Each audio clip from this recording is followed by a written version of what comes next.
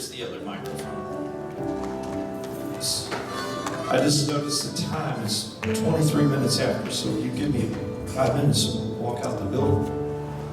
By the way, I want to see the trustees briefly after service, and I had some young men I was going to talk to, so don't forget those.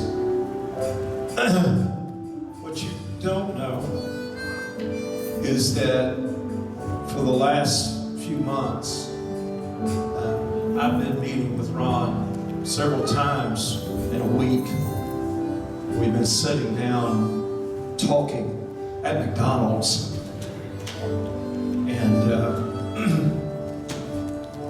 I began to understand early on that Ron is a gift of God sent to this church. I began to realize that because of the fact that he has such a legacy that's been passed down, but beyond that, the revelation of healing that he has, it's more than just a simple word. As he said, it is profound in that it's a revelation, and it's one that I really needed to be connected to, because I felt in times past that God has had a gift of healing in my life that he wants to manifest, and he's manifest from time to time.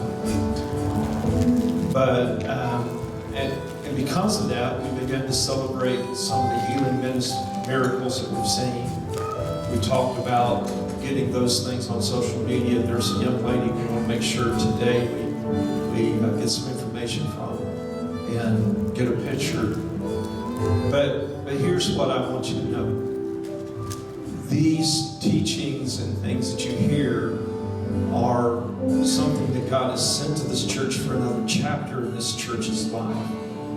Not only do I believe that Ron has come to help teach these things, I believe that he's going to be instrumental in seeing a lot of these things happen here through the gift that God has in his life.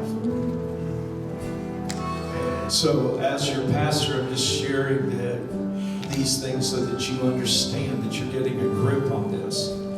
I want you also to know, Peter and John as he went to the gate, there was this man sitting there, Acts 3, y'all know the story. We always emphasize where they said, look on us, right? They wanted to get his attention. But here's a revelation the Lord showed me. It wasn't the fact that they wanted him just to get something from them, in the fact that they were men and they were something special. Because when they were asked later, they said, well, why are you looking at us as though we'd done anything? That wasn't the intent. They were just trying to get his attention. But what's going to make the difference is when we can get it into you that it's not what we physically do that's going to absolutely bring the miracles. When you begin to look beyond us to him, because like John the Baptist, we're pointing to him. So anytime you come for a miracle, remember this. I've been trying to train you. You must connect with God. As soon as you connect with God, if you can look beyond us, he's standing there with open arms. As soon as you connect with him, you can get healed, delivered, and set free. How many understand that? When he shared this revelation with me, and I said, you've got to teach this, I said, I really think that people need to hear this. They need to understand that sometimes these things are spirits. Let me ask you a question. You got your microphone? When did any of this change? Has it changed since Bible times? No. So it scares us to think sometimes that people have spirits that are spirits of infirmity. But the reality is that they still do. And sometimes these are spiritual things that need to be approached as spiritual things. And people, one thing I can tell you is there's some things that happen to you that don't make sense. Doesn't make sense. When it begins to, you go to the doctor and the doctor said, I can't understand this, you should have been well by now, Not right now. Some things need to start rolling over in your mind. This may be a spirit. And there are spirits of infirmity. You need to break that. And you need not to be ashamed of that. There's sometimes the enemy comes and sits on each of our shoulders. And we have to deal with it. And sometimes we need somebody to agree with us in prayer that thing will leave us in the name of Jesus.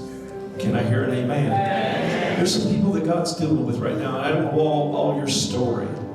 But if you're sitting here today and the Lord's dealing with your heart, maybe you're sitting here in fear, you're panicked.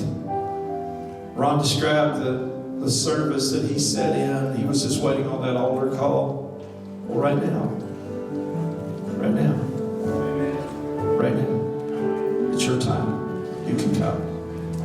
And if you need prayer, we'll pray for you.